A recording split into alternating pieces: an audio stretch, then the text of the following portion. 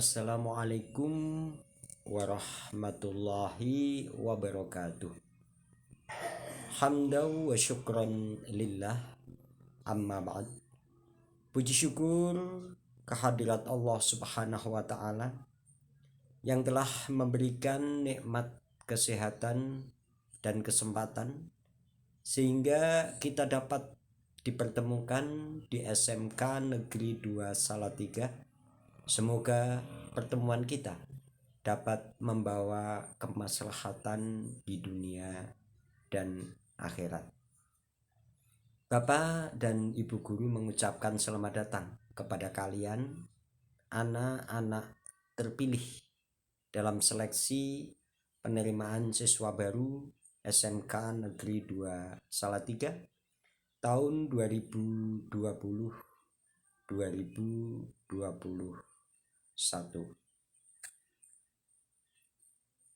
Tak kenal maka tak sayang.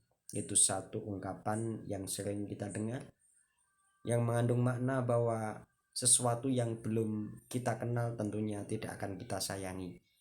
Agar kita bisa saling mengenal dan bisa menyayangi terutama materi yang nanti akan Bapak sampaikan, tentunya kalian perlu mengenal Bapak terlebih dahulu.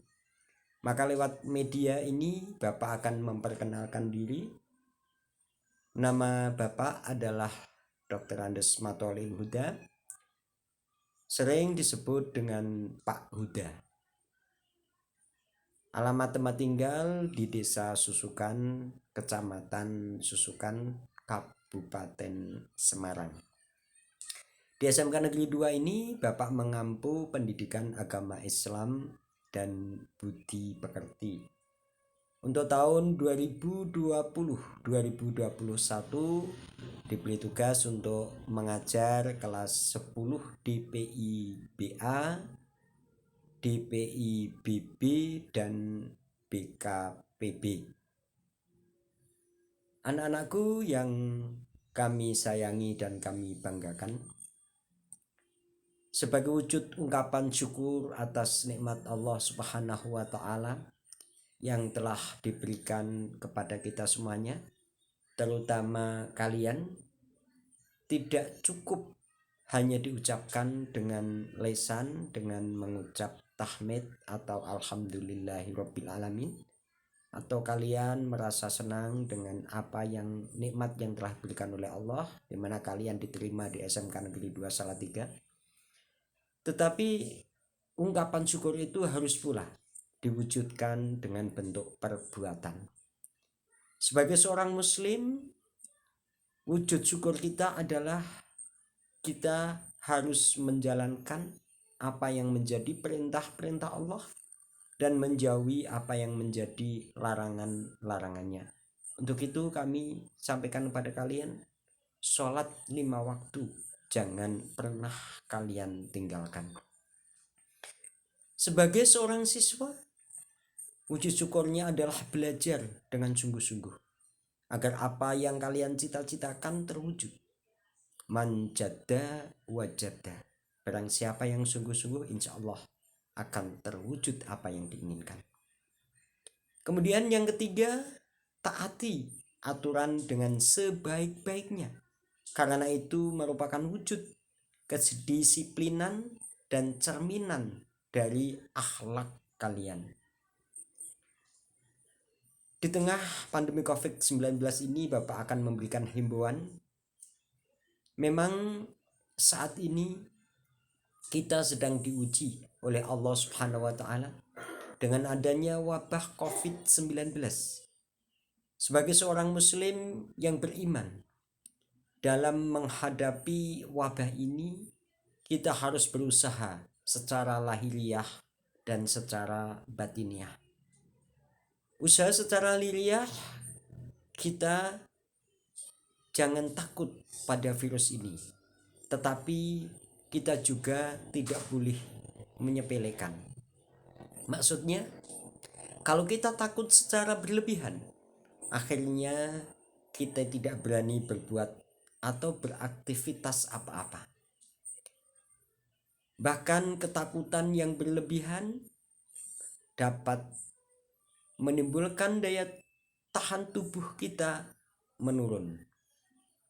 Tetapi kita jangan pula menyepelekan, karena virus COVID-19 ini jelas ada, meskipun tidak bisa kita lihat secara kasat mata.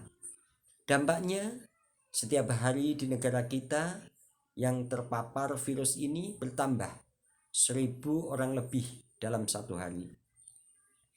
Untuk itu, upaya yang dapat kita lakukan adalah ikuti protokol kesehatan yang telah disampaikan oleh pemerintah, yaitu sering cuci tangan pakai sabun atau pakailah hand sanitizer, pakai masker kalau kalian keluar rumah atau bepergian, jangan pergi ke wilayah yang rawan penularan kalau tidak sangat penting, hindari kerumunan atau kebiasaan kumpul-kumpul, tongkrong-tongkrong, dan ganti baju setelah bepergian. Kalian jangan merasa diri kalian sehat, masih muda, sehingga punya imun tubuh yang kuat. Terus kita lakukan kebiasaan lama, tanpa masker ketika keluar rumah, kumpul-kumpul, tongkrong-tongkrong di atas sepeda. Ingat, tubuh kalian mungkin kuat, sehingga ketika terpapar virus ini tidak menimbulkan gejala. Tetapi di rumah kita punya orang tua, kakek, nenek yang imun tubuhnya tidak sekuat kalian, yang akan berdampak buruk terhadap kesehatannya ketika terpapar virus ini. Dan itu akibat dari ketidaktaatan kalian terhadap protokol kesehatan. Tentunya kalau itu terjadi, pasti penyesalan yang datang kemudian. Semoga hal itu tidak menimpa kita semua. Usaha secara batiniah hendaknya kita selalu berdoa, memohon kepada Allah agar dihindarkan dari virus COVID-19 ini, sehingga kita tetap sehat dan dapat melakukan aktivitas dengan baik. Amin, amin, ya robbal alamin. Anak-anakku, pada kesempatan kali ini Bapak juga akan menyampaikan tentang gambaran materi yang akan kita pelajari di semester Gasal ini, atau di semester 1 bagi kalian.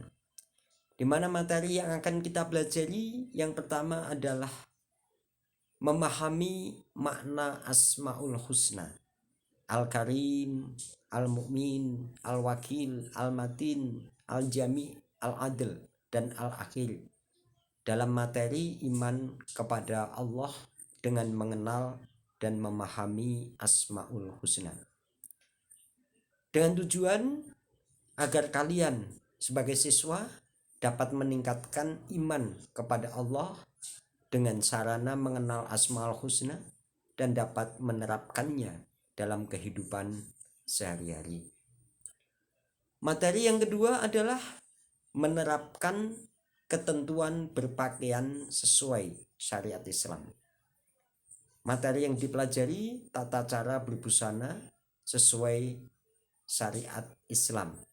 Tujuannya agar kalian sebagai siswa dapat mengetahui tata cara berbusana sesuai syariat Islam dan dapat menerapkannya dalam kehidupan sehari-hari, agar kalian ini nanti tidak asal ikut tren saja, yang kadang-kadang tren yang ada melanggar syariat agama yang kita yakini. Untuk bab yang ketiga adalah menganalisis makna syaja'ah, berani berbuat kebenaran dalam kehidupan sehari-hari. Materi yang kita pelajari adalah kejujuran. Tujuannya agar kalian sebagai siswa dapat mengetahui makna kejujuran, dampak positifnya, dampak negatifnya, serta dapat menerapkan dalam kehidupan sehari-hari. Karena kita sadari bahwa saat ini sulit sekali menemukan saudara-saudara kita yang memiliki sifat jujur ini. Kemudian yang keempat adalah menganalisis kedudukan Al-Quran, hadis, dan ijtihad sebagai sumber hukum Islam. Materinya adalah sumber hukum Islam. Tujuannya agar kalian dapat mengenal sumber hukum Islam dan dijadikan dasar dalam kehidupan sehari-hari, agar selamat dalam menjalani kehidupan dunia dan akhirat. Kita yakin bahwa kehidupan ini pasti kita mengharapkan kebahagiaan, baik kebahagiaan itu di dunia maupun kebahagiaan itu di akhirat. Maka sebagai satu upaya, kalian harus mengenal sumber hukum Islam, yaitu Al-Quran, hadis, dan ijtihad. Kemudian materi yang kelima adalah menganalisis substansi, strategi, dan penyebab keberhasilan dakwah Nabi Muhammad SAW di Mekah. Materinya adalah sejarah dakwah Rasulullah di Mekah. Tujuan umumnya adalah agar kalian dapat mengenal sejarah perjuangan Nabi Muhammad dalam mensyiarkan agama Islam di Mekah, dan kemudian dapat menjadikan perjuangan beliau ini sebagai teladan dalam menjalani kehidupan sehari-hari. Kemudian materi yang keenam atau yang terakhir di semester ini adalah menganalisis Quran surat Al-Anfal ayat 72, Quran surat Al-Hujurat ayat 49 ayat 12, dan Al-Hujurat ayat 10 yang berisi tentang kontrol diri atau mujahadatun nafsi, prasangka baik atau husnudzon, dan persaudaraan atau ukhuwah. Materinya yaitu Quran surat Al-Anfal ayat 72, Al-Hujurat 12, dan Al-Hujurat 10. Tujuannya agar kalian dapat mengetahui dasar perintah kontrol diri atau mujahadatun nafs, agar kita ini tidak semaunya sendiri di dalam menjalani kehidupan, nuruti hawa nafsu saja. Tidak, karena ada perintah kita bisa mengontrol diri kita sendiri agar menjadi lebih baik. Kemudian husnudzon, berprasangka baik. Kemudian yang ketiga adalah ukhuwah, membina persaudaraan. Inilah materi yang akan kita pelajari di semester ini. Mungkin kalian di tingkat SLTP pernah menerima materi ini, tentunya dapat kita ulas kembali, dan materi ini juga bisa kalian cari di sumber-sumber lain sebagai tambahan pengetahuan kalian selain materi yang nanti akan Bapak sampaikan dalam proses pembelajaran di pertemuan-pertemuan yang akan datang. Kiranya itu, salam jumpa Bapak dengan kalian pada kesempatan kali ini. Insya Allah minggu depan kita akan bertemu lagi dengan materi yang pertama, yaitu iman kepada Allah Subhanahu wa Ta'ala. Selamat untuk melaksanakan pembelajaran secara daring dengan sebaik-baiknya. Semoga Allah Subhanahu wa Ta'ala selalu memberikan kesehatan kepada kita semua dan memberikan kemudahan kepada kita semuanya dalam menjalani kewajiban-kewajiban kita sehari-hari. Sekian, terima kasih. Wassalamualaikum warahmatullahi wabarakatuh.